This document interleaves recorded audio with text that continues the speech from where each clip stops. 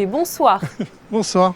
Alors le dernier match de l'AS Monaco FC ce week-end contre Lens a été très compliqué avec une lourde défaite et 3 buts encaissés. Lens prend l'ascendant sur Monaco au classement et les choses se compliquent donc pour la fin de saison.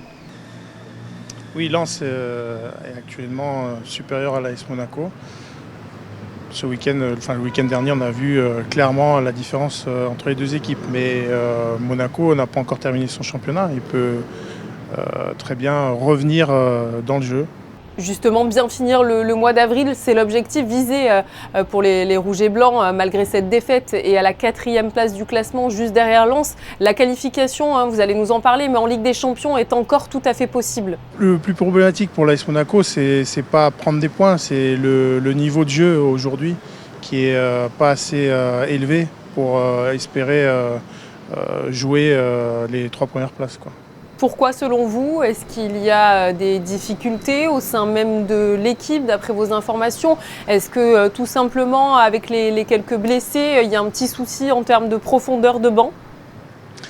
Oui, c'est un mélange de tout un petit peu et puis il y a un manque de confiance aussi actuellement. Et d'autre part, il manque effectivement des joueurs qui sont capables de venir matcher les titulaires afin de jouer à leur place. Rendez-vous en tout cas dimanche à 13h à Louis II pour voir comment les joueurs de Philippe Clement vont réagir contre leur prochain adversaire Montpellier. Est-ce que vous croyez à un gros sursaut d'orgueil de la part des joueurs ? Un gros sursaut d'orgueil, non, je pense pas. Je pense qu'ils sont dans une continuité, une logique. C'est pas mauvais au niveau du jeu de façon récurrente. Après, il y a des gros problèmes défensifs. Donc l'équipe est capable de l'emporter face à une équipe moyenne de première division en France. On avait remporté d'ailleurs le match aller, je crois, face à Montpellier. Il faudrait réitérer un petit peu le même scénario, peut-être. Oui, et puis surtout, d'entrée de jeu, être bien meilleur que ce qui a été montré à Lens. Donc je pense que Philippe Clement va s'attacher à ça, et va s'attacher à mettre un petit peu la pression sur son collectif afin de débuter le match tambour battant, quoi. On en a parlé rapidement, mais voilà, plusieurs joueurs sont out pour blessure. On voit les limites, encore une fois, de l'effectif parfois. Est-ce que cela ouvre finalement déjà la voie des recrues potentielles pour cet été, selon vous ? Oui, il y a beaucoup de questions qui se posent autour du club, comme souvent, hein. Il y a le directeur sportif Paul Michel qui va partir.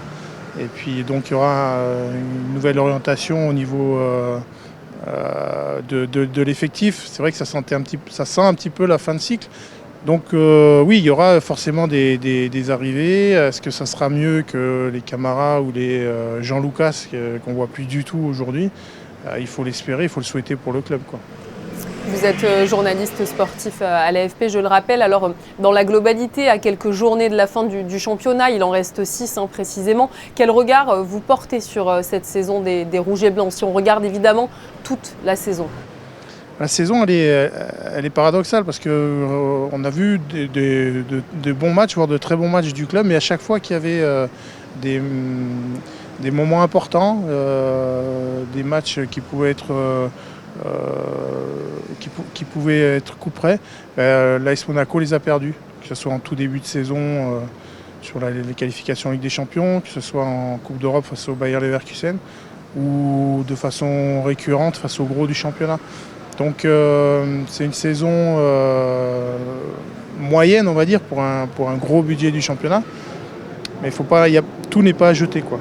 Et justement, alors, qu'est-ce que l'on doit garder dans cette équipe à quelques journées de la fin du championnat ?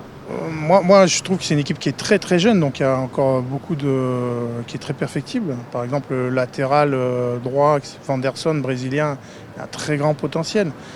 Je me souviens de l'époque d'un Maicon qui avait déjà 2, 3, 4 ans de plus que lui, quand il est arrivé à Monaco et qui a fait une carrière de très très haut niveau. Pour moi, et ce que devrait faire le président, c'est de garder l'ossature de cette équipe et d'essayer de la renforcer. Merci beaucoup à vous, Christophe Bellodi, d'avoir été présent sur Monaco Info. Merci.